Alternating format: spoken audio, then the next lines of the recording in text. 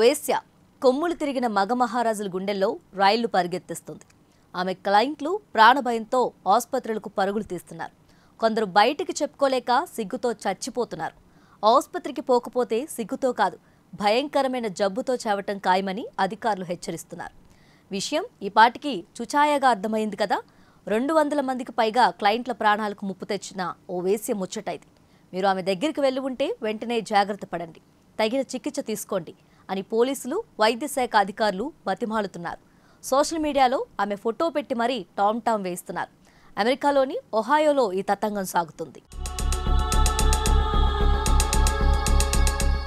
ఆమె పేరు లిండా లచెస్సీ. వ్యభిచారమే బతుకు తెరువు.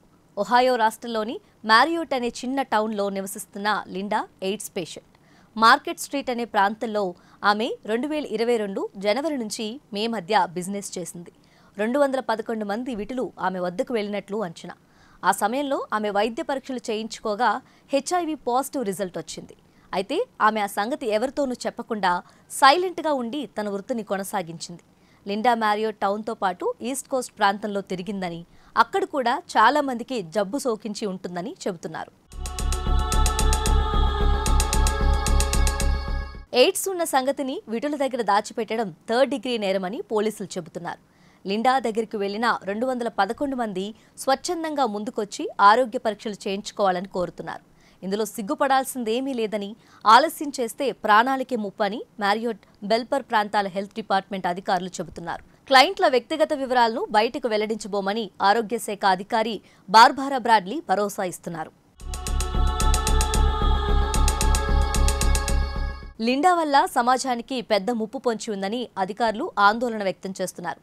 వాషింగ్టన్ కౌంటీలో ఆమెపై 3rd డిగ్రీ నేరం కింద కేసు పెట్టారు. లిండా ఇప్పుడు కూడా తన వృత్తిని కొనసాగిస్తూ ఉండటం గమనార్హం. ఆమె దర్యాప్తుకు, క్లయింట్ల గుర్తింపుకు పూర్తిగా సహకరిస్తోందని పోలీసులు చెప్పారు. ఆమె దగ్గరికి వెళ్లిన వాళ్ళు తమకు ఫోన్ చేస్తే అప్పటికప్పుడు ఆరోగ్య పరీక్షలు నిర్వహిస్తామని ఆరోగ్య శాఖ అధికారులు చెబుతున్నారు. ఈ కేసుతో సంబంధం ఉన్న వాళ్ళమని చెబితే చాలంటూ ఓ హెల్ప్ లైన్ నెంబర్ కూడా కేటాయించారు. స్పానిష్ మూలాలున్న లిండా వయసు 30 ఏళ్లు. మరో బతుకు తెరువు లేక పడుపు వృత్తిలోకి దిగింది. ఆమె అడ్రస్ మార్కెట్ స్ట్రీట్. లిండా ఉదాంతంపై సోషల్ మీడియాలో భిన్న స్పందనలు వస్తున్నాయి. తప్పు ఆమెది మాత్రమే కాదని, ఆ విటులు కూడా నేరస్తులేనని కొందరు అంటున్నారు. ఆమెకు ఆ జబ్బు మగవాళ్ళ నుంచి సోకి ఉంటుందని, వాళ్ళకు ఏ శిక్ష వేయాలని ప్రశ్నిస్తున్నారు. తనకు జబ్బు సోకిన విషయాన్ని ఆమె దాచిపెట్టడం తప్పు కాదా అని కొందరు విమర్శిస్తున్నారు.